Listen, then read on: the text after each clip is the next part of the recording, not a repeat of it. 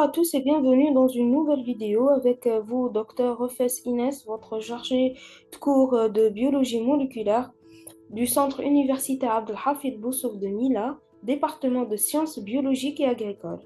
Aujourd'hui, on va entamer notre premier chapitre, base moléculaire de l'hérédité et le génome. Nous commençons avec les objectifs spécifiques. Définir la structure des acides nucléiques et savoir reconnaître nucléosides et nucléotides, citer les différents constituants d'un nucléotide, identifier les liaisons riches en énergie des nucléosides polyphosphates, démontrer les propriétés physico-chimiques des acides nucléiques et finalement déterminer les caractéristiques de la molécule d'ADN et l'ARN et la fonction des acides nucléiques dans l'expression génétique. La biologie moléculaire.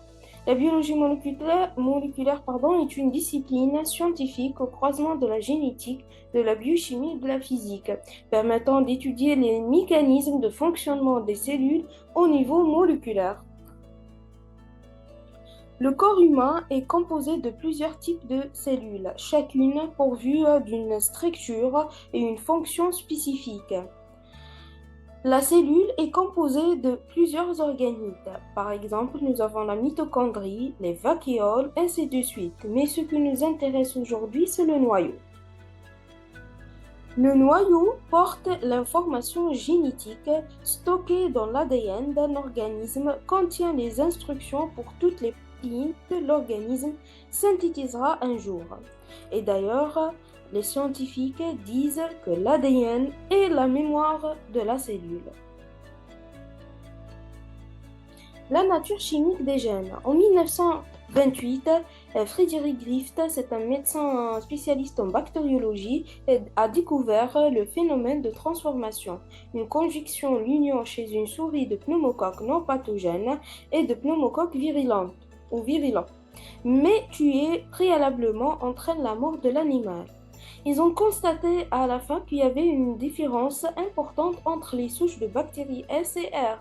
La souche S est la souche virulente capable de provoquer la mort des souris, tandis que la souche R est la souche non virulente, qui ne provoque pas la mort des souris. Cette illustration vous montre l'expérience complète de Frédéric Grift.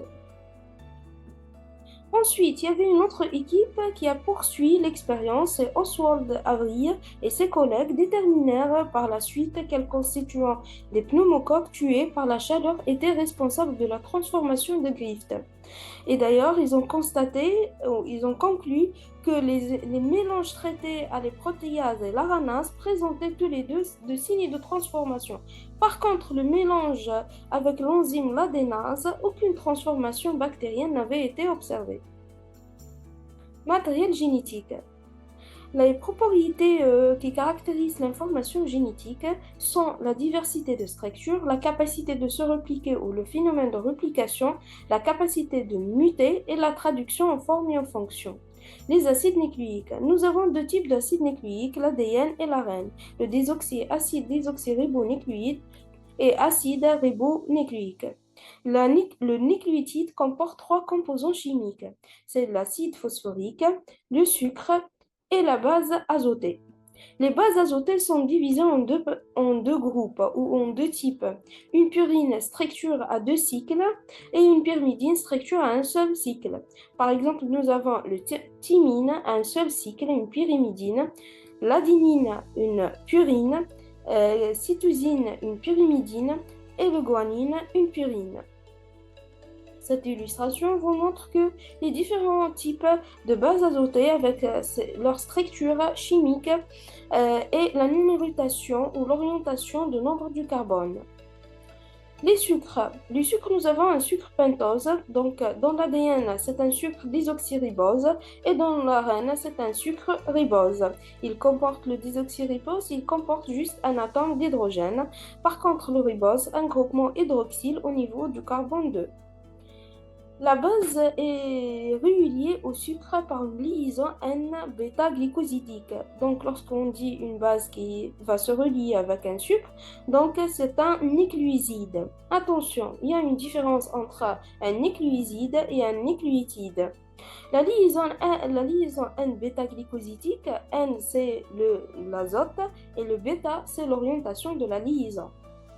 cette formation de la liaison covalente entre les deux parties de la molécule. La nomenclature des acides aminés. C'est un tableau récapitulatif qui vous montre la nomenclature chez les acides nucléiques. Nous avons l'arène, adenine, guanine, cytosine, uracile. Donc on ajoute le suffixe osine et idine. Comme vous constatez ici, donc lorsqu'on a une base azotée adenine, donc on appelle ça adenosine, guanine, guanosine. Par contre, les pyrimidines, cytidine, uridine. Lorsqu'on a un groupement phosphate, donc l'appellation c'est l'adénosine 5' monophosphate. Ou lorsqu'on a qu'un seul groupement phosphate, attention, on appelle ça aussi acide adénique.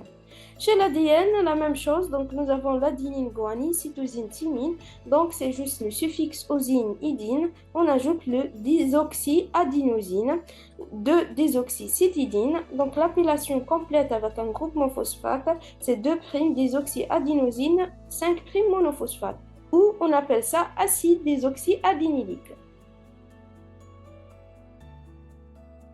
Les fonctions des nucléotides. Les nucléotides triphosphates ont des fonctions importantes comme ces nucléotides libèrent de grandes quantités d'énergie. Ils s'associent à des molécules pour former des coenzymes. Ils jouent un rôle dans des petits messagers solubles transmettant le signal d'hormones de neuromédiateurs, mais aussi il y a un rôle de polymérisation dans une longue chaîne non ramifiée. La liaison entre les acides ou les nucléotides dans un acide nucléique. Donc nous avons une liaison qui est appelée liaison phosphodéester. Elle est formée entre l'hydroxyle OH et un acide et l'hydrogène H d'une fonction alcool portée par le carbone 3 du pentose. Ainsi que l'acide phosphorique engage deux fonctions acides dans les liaisons dites phosphodéester, une fonction ester servant à former le nucléotide et la deuxième à relier deux nucléotides. L'acide désoxyribonucléique. L'acide de l'ADN ou la structure de l'ADN ou un acide désoxyribonucléique, c'est un acide qui porte l'information génétique. Donc, elle constitue les chromosomes des cellules. Quand la molécule d'ADN est condensée, on parle de la double hélice. La molécule de l'ADN est composée de 4 bases azotées. Nous avons l'adénine, guanine, cytosine, thymine. Les propriétés physico-chimiques de l'ADN. Nous avons la solubilité, donc ensuite la densité, la charge, attention, la charge de la molécule de l'ADN est négative. Ensuite, la propriété spectrale. Les enzymes. Les enzymes ils vont participer dans le phénomène de la réplication. D'ailleurs, nous avons plusieurs types d'enzymes, comme les topoisomérases, qui sont divisées en topoisomérase 1 et topoisomérase 2, qui servent à la relâchement des tensions de l'ADN. Nous avons aussi l'ADN polymérase 3, qui poursuit la synthèse de l'ADN sur les amorces. La primase, il s'agit d'une ARN polymérase ADN dépendante. L'ADN polymérase 1, sa fonction principale est l'hydrolyse des amorces. Le ligase, c'est assure la liaison entre les fragments, comme les fragments d'Okazaki, et les hélicases. Il coupe et déroule les courses segments de l'ADN juste avant chaque fourche de réplication. L'ARN. Donc l'ARN ou l'acide ribonucléique, c'est un acide nucléique d'une chaîne linéaire simple et seul appareillement pair se font intramoléculaires par deux liaisons hydrogènes. Les hélices d'ARN formées lors des appareillements sont de type A et sont plus courtes et plus trapues que les hélices de type B de l'ADN. Et d'ailleurs, l'ARN est composé de 4 bases azotées, l'adénine, uracile, cytosine et guanine. Nous avons brièvement les types de l'ARN, l'ARNM, l'ARNT et l'ARNR. Merci pour votre attention. À une prochaine vidéo. Au revoir.